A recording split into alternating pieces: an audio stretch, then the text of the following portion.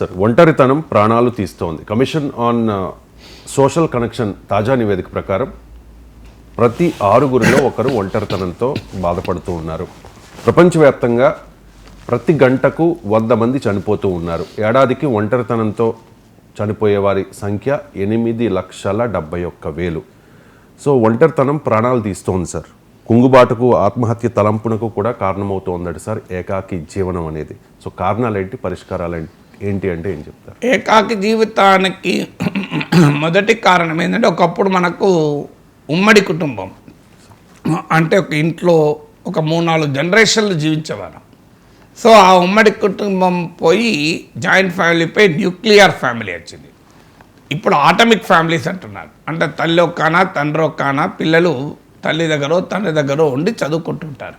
ఎందుకంటే ఉద్యోగాలు వేరు వేరు చోట చేసినప్పుడు అనివార్యమవుతుంది. తర్వాత చాలా కుటుంబాల్లో ఏమవుతుంది అంటే ఆ వర్క్ ప్రెషర్, నారాయణమూర్తి లాంటి వాళ్ళు ఉన్నారు కదా, 70 గంటలు పనిచేయండి, 90 గంటలు పనిచేయండి అని. ఎల్ఎన్టీ చీఫ్లు ఉంటారు సుబ్రహ్మణ్యంలు.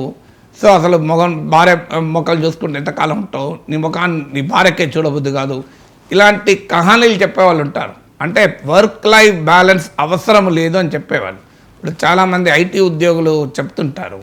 సో మా భర్త భార్య ఇద్దరు ఐటీ ఉద్యోగులు ఉంటే వాళ్ళ డ్యూటీ డిఫరెంట్ టైమింగ్సే ఉంటే ఒకరు వచ్చే సమయంలో ఇంకోరు నిద్రలో ఉంటారు, ఒకరు నిద్రపోయే సమయంలో ఇంకోరు ఆఫీస్కి వెళ్ళిపోతుంటారు. సో ఆ రకమైనటువంటి పరిస్థితి కుటుంబాల్లో ఉంటారు. ఈవెన్ పిల్లలు లేవకముందే బయటికి వెళ్ళిపోయి పిల్లలు నిద్రపోయినాక ఇంటికి వచ్చేవాళ్ళు చాలామంది ఉన్నారు.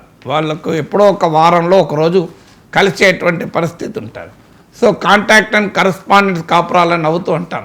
సో ఎక్కడో ఉద్యోగాలు చేస్తుంటారు, వారానికో 2 వారాలకు ఒకసారి కలుస్తూ ఉంటారు. సో అందువల్ల ఒక రకమైన ఆర్థిక కారణాలు, ఎకనామిక్ సిచ్యువేషన్స్, ఈ ఆధునిక సమాజంలో ఉండే అవసరాలను అలాగే ఆకాంక్షల్ని, both needs and expectations fulfil కావాలి అంటే కుటుంబంలో ఇద్దరు ఉద్యోగం చేసి ఇద్దరు కాస్త సంపాదిస్తే తప్ప, మన తెలుగులో వేడి నీళ్ళకి చన్నీళ్ళు తోడైనట్లు అంటాం కదా, ఆ రకమైన పరిస్థితి ఉంటే తప్ప నడవని సిచ్యువేషన్. కావాలని కోరుకోకపోవచ్చు, కానీ సిచ్యువేషన్ మే ఇన్ఫ్లుయెన్స్ చేయాల్సిన పరిస్థితి వచ్చు. దానివల్ల ఏమవుతుంది అంటే కాస్త ఈ పిల్లలకు ఏకాగ్గా ఉండొచ్చు, టీన్ ఏజ్లో మరీ ముఖ్యం ఏకాగ్గా ఉండవచ్చు. తర్వాత నీకు ఈవెన్ వ్యక్తులుగా కూడా అప్పుడు మీకు ఓల్డ్ పేరెంట్స్ ఉంటారు. వాళ్ళకి ఏమవుతుంది, ప్రొడక్టివిటీ ఏజ్లో ఉన్నవారు క్షణం తీరదు. సో వాళ్ళకి లైఫ్ అంతా పరుగు పందం. అందువల్ల వాళ్ళు భార్యాభర్తలు ఇద్దరూ బతికున్నప్పుడు ఇబ్బంది లేదు, కనీసం వాళ్ళ ఒకరికొకరు తోడుగా ఉంటారు, వాళ్ళది వాళ్ళు చూసుకుంటూ ఉంటారు. అందులో ఎవరో ఒకరు మాత్రం పోయాక చాలా భయంకరమైన ఒంటరితనాన్ని అనుభవిస్తారు. మన ఇళ్లలో కూడా చూడండి, భర్త భార్య ఎవరన్నా ఒకరు పోయాక మిగతా వాళ్ళు చాలా వీక్ అయిపోతారు, తెలియకుండానే వీక్ అవుతారు. ఎందుకంటే అప్పటిదాకా కొన్ని దశాబ్దాల పాటు మన ఫ్యామిలీ సిస్టమ్ యొక్క గొప్పతనం, ఒక 40 ఏళ్ళు 50 ఏళ్ళు కాపురం చేస్తారు, కలిసి ఒకరికొకరు జోడుగా ఉంటారు. ఒక్కసారిగా తమ లైఫ్ పార్ట్నర్ పోయినప్పుడు ఆ ఏకాకితనాన్ని భరించలేరు. సో అందువల్ల ఎకనామిక్ సిచ్యువేషన్స్లో వచ్చిన పరిణామ క్రమం, ఒకప్పుడు అగ్రికల్చరల్ ఎకానమీ ఉన్నప్పుడు ఆ భూమి చుట్టూ కుటుంబాలు ఉండేవి కనుక నీకు ఎక్కడికి పోయే అవకాశమే లేదు కదా. సో ఇది మొదటి కారణం, ఏకాంతం కావటానికి కారణం. ఈవెన్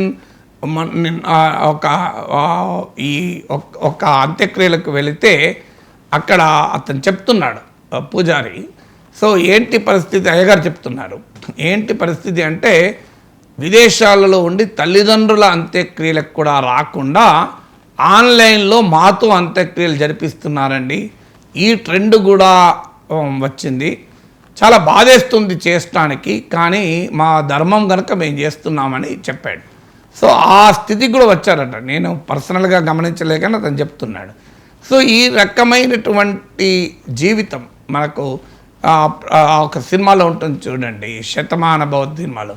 సో ప్రకాష్ రాజ్ అడుగుతాడు, నువ్వు రావాలి అమ్మ, ఇప్పటికీ కూడా తల్లి నీకోసం ఒక ప్లేట్ ఆడ కంచం పక్కకు పెడుతుంది అని అంటే, వాట్సాప్లో పంపుతున్నాం కదా నాన్న ఫొటోస్ అంటారు.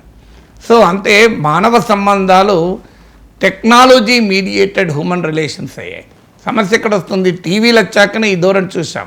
అప్పుడు జోక్గా చెప్పేవాళ్ళం, ఇంటికి అల్లుడొచ్చినా అత్త టీవీ సీరియల్ చూస్తుంటే అల్లుడిని కూడా పట్టించుకోదని, కావాలంటే అల్లుడు కూడా ఆ సీరియల్ అంతా చూస్తూ అయిపోయినాక హలో మీరు వచ్చారా, ఎప్పుడు వచ్చారు అంటే అత్తమ్మ నేను వచ్చి ఇంకో పలానా అత్త మీద కోడలు భయంకరంగా ఎగురుతున్నప్పుడు వచ్చానంటే అలానా అంటారు. ఆ స్థాయిలో టీవీలు వచ్చాక ఇప్పుడు టీవీలు కూడా అవసరం లేదు. మొబైల్ ఫోన్ వచ్చాక అసలు మనిషి మొబైల్ ఫోన్లోనే ఎక్కువ కాలం గడుపుతున్నాడు కదా, బయటికి ఎక్కడ వస్తున్నాడు? ఎందుకంటే మొబైల్ ఫోనే నీ సర్వస్వం అయిపోయినాక సో మనిషికి బెడ్రూమ్లో ఉన్న వ్యక్తికి ముందు రూమ్లో ఉన్న వ్యక్తి మెసేజ్ ఇస్తున్నాడు, come for dinner, so are you ready అని వాట్సాప్లో మెసేజ్లు పంపుకుంటున్న కాలంలో మనం బతుకుతున్నాం. అందువల్ల ఈ టెక్నాలజికల్ టూల్స్ కూడా ముఖ్యంగా సోషల్ మీడియా వచ్చాక అసలు మనిషి సోషల్ మీడియా మీడియేటెడ్ లైఫ్గా మారిపోయింది. సో దానివల్ల కూడా ఒంటరితనం పెరుగుతుంది. మీకు నెట్ఫ్లిక్స్ సీరియల్లో ఆ షోలో చూపెట్టారు, ఒక టీన్ ఏజ్లో ఉన్న యువకుడు ఏ రకమైన భయంకరమైన నేరానికి కారణమయ్యాడు.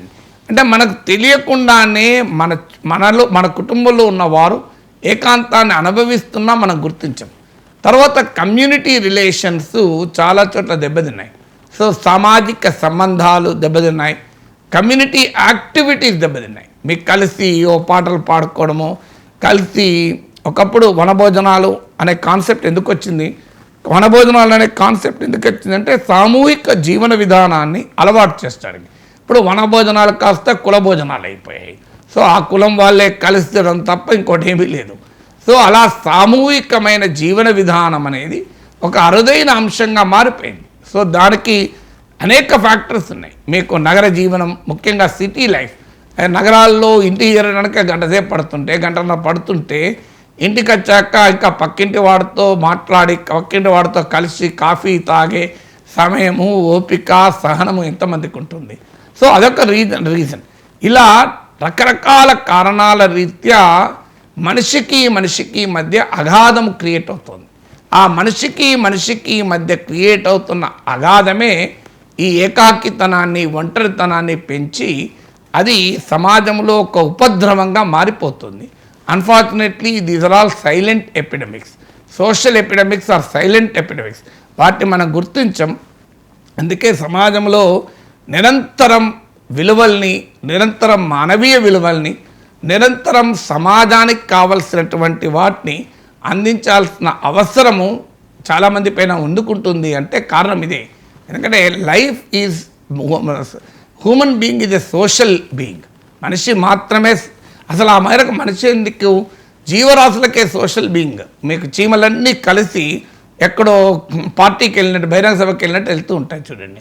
కుక్కలన్నీ ఈవినింగ్ అయితే ఒక దగ్గర కలుస్తాయి. పశువులన్నీ ఇంటికి కలిసి వస్తూ ఉంటాయి. ఆ పక్షులన్నీ కలిసి గూడికి చేరుతూ ఉంటాయి. అంటే జీవరాశుల్లోనే ఈ సహజీవన సిద్ధాంతం ఉంది. అందులో మనిషికి భాష అంటే ధ్వనిని భాషగా మార్చుకొని కలిసి జీవించడాన్ని నాగరికతగా మలుచుకున్న మానవుడేమో ఆ జీవరాశుల్లో ఉండే సహజ లక్షణాన్ని కోల్పోతున్న వేళ మనం బతుకుతున్నాం. దీనికి ఒక కల్చరల్ రినైజెన్స్, సాంస్కృతిక పునర్జీవనం వల్ల మాత్రమే ఒక కొత్త సమాజము, ఆధునిక సమాజము, యాంత్రిక సమాజం కాకుండా మానవీయ సమాజంగా నిలబెట్టగలం మనం.